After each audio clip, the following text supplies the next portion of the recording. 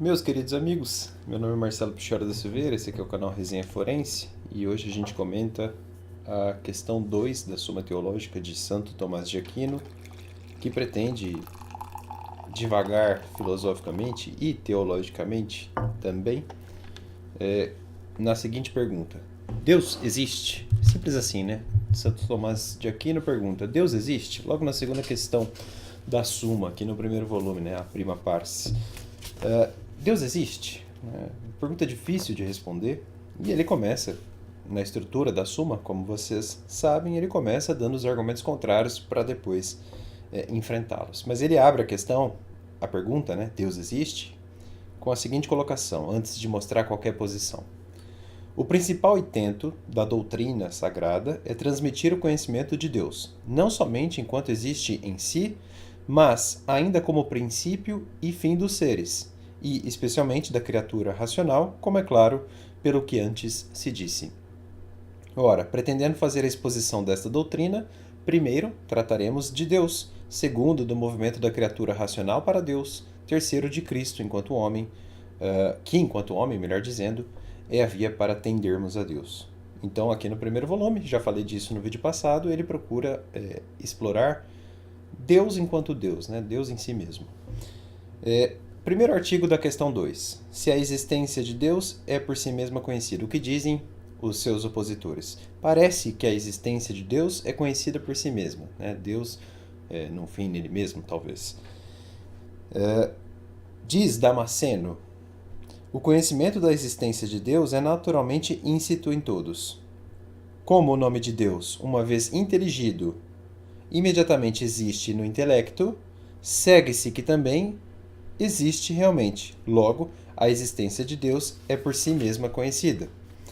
Como que ele debate nesse ponto? Como que ele contrapõe esse ponto? Quais são os argumentos contrários? Qual é a ponderação de Santo Tomás de Aquino?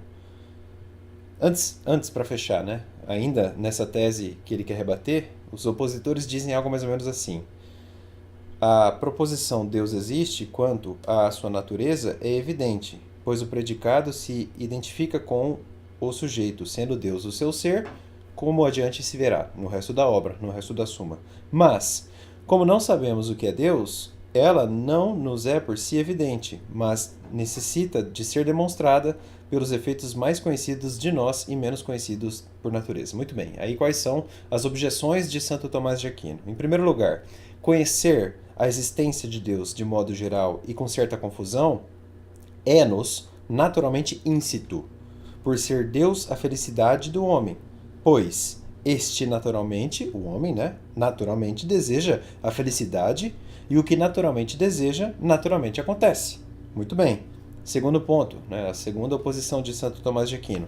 Talvez quem ouve o nome Deus não o intelige como significando o ser, maior que o qual nada possa ser pensado, pois alguns acreditam ser Deus corpo. E terceira objeção de Santo Tomás de Aquino, para fechar esse primeiro artigo da questão 2, a existência da verdade em geral é conhecida por si, mas a da primeira verdade não o é relativamente a nós.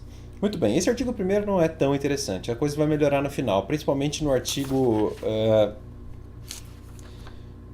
terceiro. No artigo terceiro eu acho que eu vou explorar melhor aqui. Artigo segundo, né? Se é demonstrável a existência de Deus. Parece, dizem os opositores aqui, que não é demonstrável a existência de Deus. Como demonstrar empiricamente, talvez, a existência de Deus? Você me afirma que Deus existe, eu quero uma prova material da existência de Deus. É mais ou menos isso que dizem os opositores, como Santo Tomás de Aquino quer rebater isso aqui. Mas antes, o que dizem os opositores? Pois, tal existência é artigo de fé. Coisas da fé não são demonstráveis, a demonstração dá a ciência. Quem dá a demonstração é a ciência. Logo, a existência de Deus não é demonstrável. O termo médio da demonstração é a quididade, de quid. Ora, não podemos saber o que é Deus, como diz Damasceno. Logo, não lhe podemos demonstrar a existência. Como que Santo Tomás de Aquino responde aqui? Ele diz o seguinte: há duas espécies de demonstração. Uma pela causa, pelo porquê das coisas, pela razão de ser das coisas, talvez, né? Uma pela causa e pelo porquê das coisas, a qual se apoia simplesmente nas causas primeiras, certo? É um ex ante aqui. Outra pelo efeito, que é chamada a posteriori, embora se baseie no que é primeiro para nós. Quando um efeito nos é mais manifesto que a sua causa, por ele chegamos ao conhecimento desta. Ele inverte o caminho. Ele está falando de efeito, ele não está falando de causa. Ora, podemos demonstrar a existência da causa própria de um efeito sempre que este, o efeito, nos é mais conhecido que aquela, a causa. Por quê? Dependendo os efeitos da causa, a existência deles supõe necessariamente a preexistência desta. Por onde, não nos sendo evidente, a existência de Deus é demonstrável não pela causa, mas pelos efeitos que conhecemos. Então a gente não explora a causa, a gente explora os efeitos. Os efeitos vêm de uma causa. Deus é causa e estamos nos efeitos. Nessa lógica retórica, Deus existe, segundo Santo Tomás de Aquino. E ele segue: a existência de Deus e outras noções semelhantes que, pela razão natural, podem ser conhecidas de Deus, não são artigos de fé, como diz a Escritura. Ele cita aqui Romanos 1,19. Mas preâmbulos a eles. Pois, como a fé pressupõe o conhecimento natural, a graça pressupõe a natureza, e a perfeição o perfectível. Nada, entretanto, impede ser aquilo que é em si demonstrável e cognoscível, aceito como crível por alguém que não compreende a demonstração. Você tem que ler pausado, né, para entender o raciocínio. Aí ele segue respondendo os seus opositores na segunda parte, né? Resposta segunda seria a resposta ao artigo 2º, ao ponto 2 do artigo 2º da questão 2. Quando se demonstra a causa pelo efeito, ou seja, quando você foca na causa e não no efeito, é necessário empregar este em lugar da definição daquela. Ou seja, você está substituindo a causa pelo efeito. Repetindo, quando se demonstra a causa pelo efeito, é necessário empregar este, o efeito, em lugar da definição daquela, a causa. Muito bem. Cuja existência, ou seja, a existência da causa, se vai provar. E isto, sobretudo, se dá em relação a Deus. Pois, para provar a existência de alguma coisa, é necessário tomar como termo médio o que significa o nome, e não o que a coisa é. Porque a questão, o que é, segue-se à outra, se é. Ora, os nomes a Deus se impõem pelos efeitos, como depois se mostrará. Ele cita aqui a questão 13, o artigo 1º da questão 13, que a gente vai ver no 13º vídeo dessa série. Donde, demonstrando a existência de Deus pelo efeito e não pela causa, podemos tomar como termo médio a significação do nome de Deus, entenderam? Efeitos, e ele segue na terceira resposta, efeitos não proporcionados à causa não levam ao conhecimento perfeito dela. Como é que você quer discutir causa se você não sabe o que vem antes da causa? Todavia, por qualquer efeito nos pode ser manifestamente demonstrada a existência da causa, como se disse. E assim, pelos seus efeitos, pode ser demonstrada a existência de Deus, embora por eles não possamos perfeitamente conhecê-lo na sua essência. Então, o que Santo Tomás de Aquino quer dizer aqui é a doutrina sagrada, como ele diz, não supõe Deus numa causa. É claro que ele aceita Deus numa causa, mas ele prefere vislumbrar Deus já nos seus efeitos. É mais ou menos por aí. Aceitando, evidentemente, uma causa que lhe é posterior. Artigo 3º. Se Deus existe. Parece, dizem os opositores, que Deus não existe. Né? Aqui é o ponto máximo da questão 2 da Suma, da prima pars, evidentemente. Parece que Deus não existe, dizem os opositores. Né? Os argumentos são mais ou menos assim. Pelo nome de Deus se intelige um bem infinito. Se existisse Deus, o mal não existiria. Esse é um clássico, né?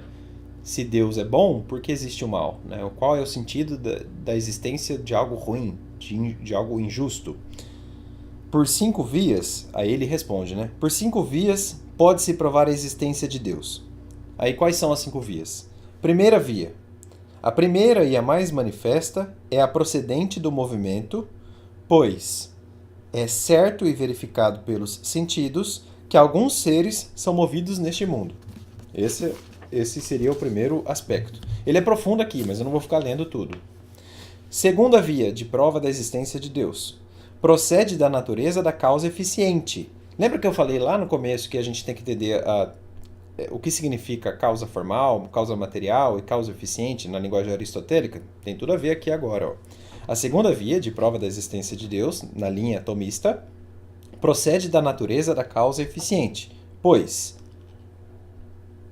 descobrimos que há certa ordem das causas eficientes nos seres sensíveis.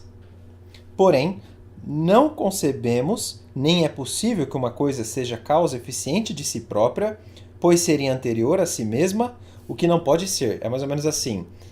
Tudo bem, eu aceito que o mundo cultural seja um produto humano, mas você não pode ter mundo cultural sem uma força humana. Eu não sei se ficou claro, mas é mais ou menos isso. Mas, segue ele, é impossível nas causas eficientes, quando eu falo causa eficiente aqui, é mais ou menos aquela ideia de modelagem no homem nos objetos, né? Fazer da xícara o uso cultural de uma xícara. Isso é causa eficiente na filosofia aristotélica, basicamente, tá, pessoal?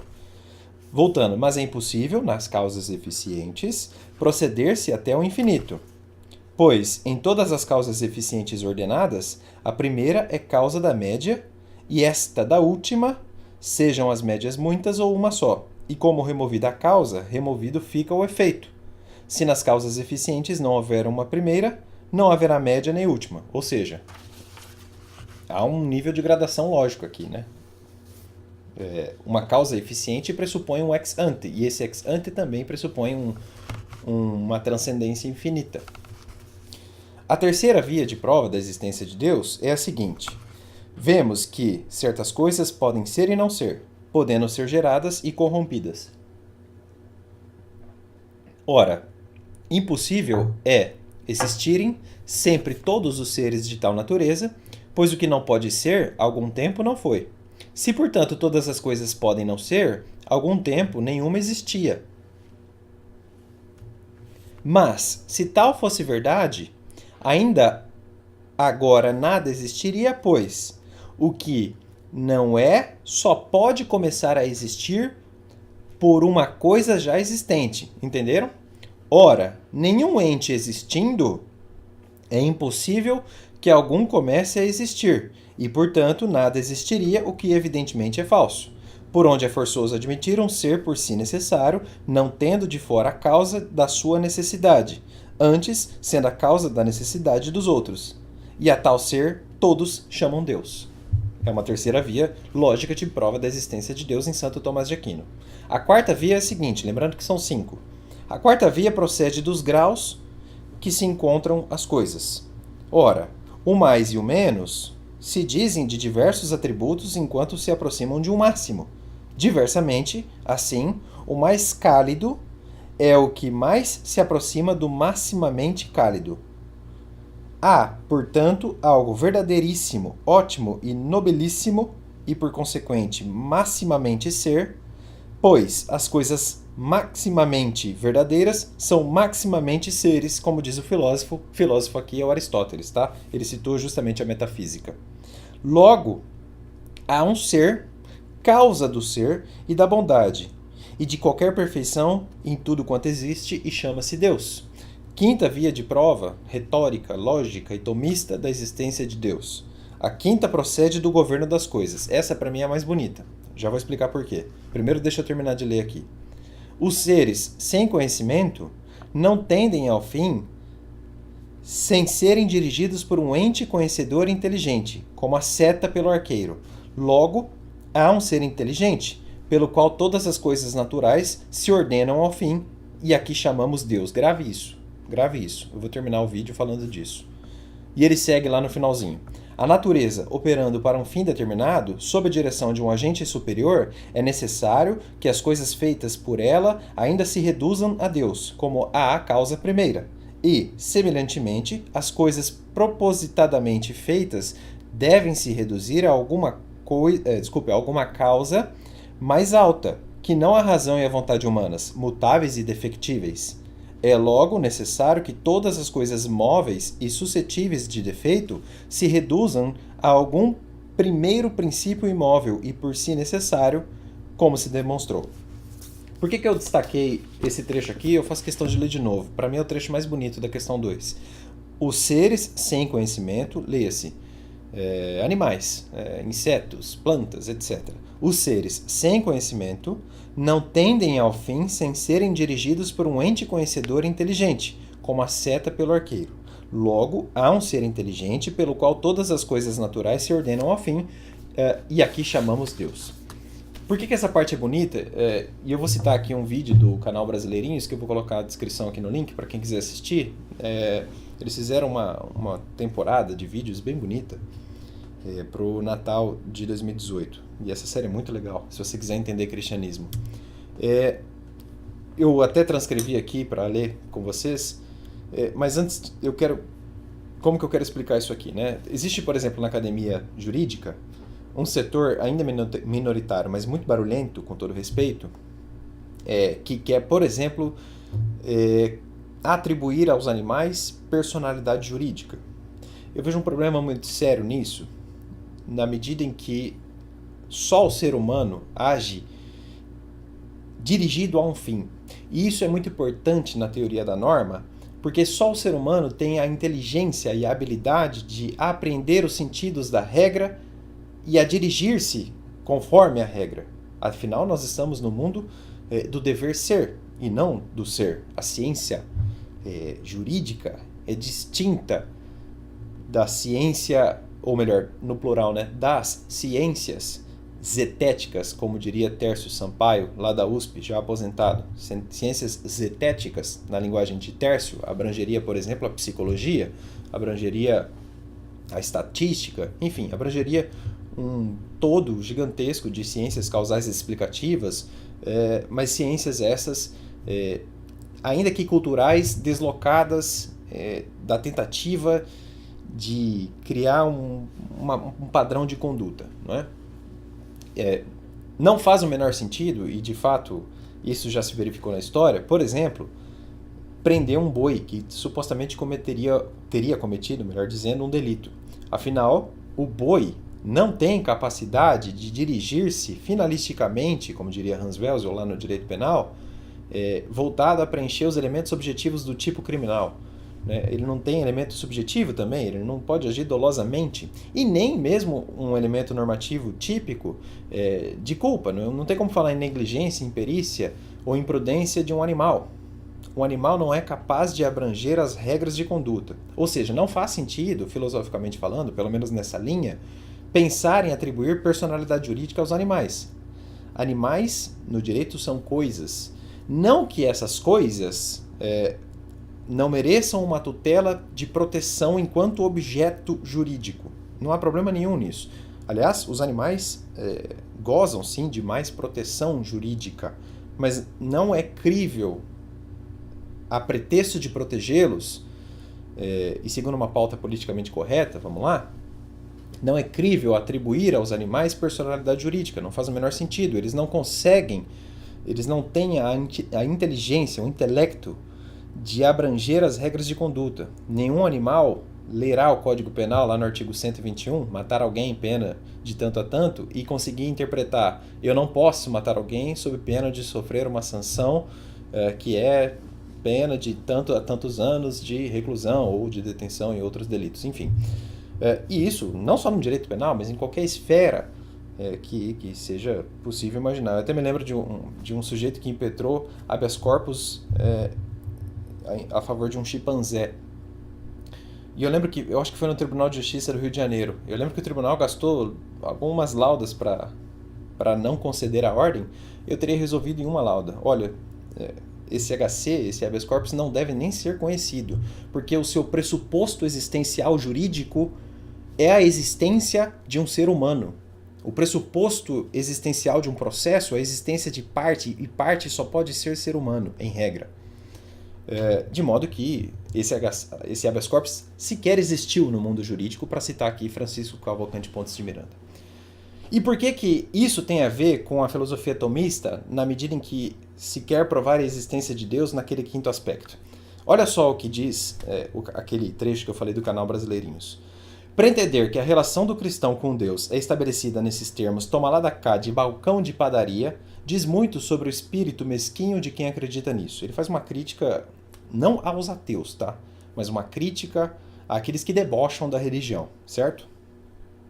E é apenas uma maneira marota de fugir da seriedade e da complexidade real do sentimento religioso, que tem origem em uma combinação de fatores sociais, psicológicos, emocionais e filosóficos. Neste último caso, ou seja, no caso filosófico, especialmente a questão crucial da filosofia, a partir da qual todas as outras se desdobram. E aí ele faz uma pergunta retórica: por que existe algo em vez de coisa nenhuma? Deus, como entendemos dentro da tradição católica, e aqui entra naturalmente Santo Tomás de Aquino, é a resposta a essa pergunta. Quem diz Deus existe, como diz Santo Tomás de Aquino, está dizendo, na verdade, as coisas fazem sentido. Lembra que o Santo Tomás de Aquino falou de sentido? As coisas não surgiram do acaso. Existe um sentido para o universo. Quem diz Deus não existe, está dizendo, na verdade, nesses termos, nessa posição filosófica, as coisas não fazem sentido, as coisas surgiram do acaso, não existe um sentido último para o universo. Essa não é uma questão trivial. Sentido equivalente a Deus, ou melhor, sentido equivale a Deus. E como ele, Deus, é inescapável, já que no centro da nossa experiência da realidade está no nosso cérebro, que é uma máquina de detecção, construção, interpretação de sentido. Todo o esforço filosófico do Ocidente até a época de Nietzsche foi motivado pela busca de sentido, ou melhor, pela crença de que era possível falar em termos de um sentido apreensível pelo intelecto. Como eu gosto de gnoseologia, vocês sabem disso, né? A relação de um sujeito cognoscente com um objeto em cognição. Mas voltando, todos os filósofos antes de Nietzsche e depois também sabiam que essa é uma questão de vida ou morte. Não é um exagero isso aqui, vejam. Tanto no registro coloquial quanto no registro filosófico, as pessoas se matam quando suas vidas perdem o sentido. Nietzsche sabia que uma vida sem sentido resultaria no inferno na Terra, que a morte do Criador decretaria inevitavelmente a morte da criatura. E aí, num trecho seguinte, não muito longe, ele diz: saindo da filosofia e da psicologia moral e indo para a biologia, vemos uma série de processos controlados acontecendo à nossa volta. E aqui que eu interligo esse trecho do canal que eu citei com Santo Tomás de Aquino. Vou repetir, tá? Olha o que escreveu Santo Tomás de Aquino aqui na questão 2. Mas os seres sem conhecimento não tendem ao fim sem serem dirigidos por um ente conhecedor inteligente, leia-se Deus, como a seta pelo arqueiro. Logo, há um ser inteligente, pelo qual todas as coisas naturais se ordenam ao fim, e aqui chamamos de Deus. Muito bem. Voltando aqui ao canal, e lembrando dessa citação do Santo Tomás de Aquino. Saindo da filosofia e da psicologia moral e indo para a biologia, vemos uma série de processos controlados acontecendo à nossa volta. Uma aranha tece uma teia com tais e tais caracteres, ele coloca lá no vídeo uma aranha fazendo uma teia bem bonita, por sinal. Uma borboleta tem microestruturas em suas asas para decompor a luz do sol de determinada maneira, assim assado, de forma a adotar uma cor que é utilizada para se comunicar com as borboletas da mesma espécie e assim por diante. Depois ele mostra também o caminho percorrido por um espermatozoide, encontrando o óvulo, depois a blástula,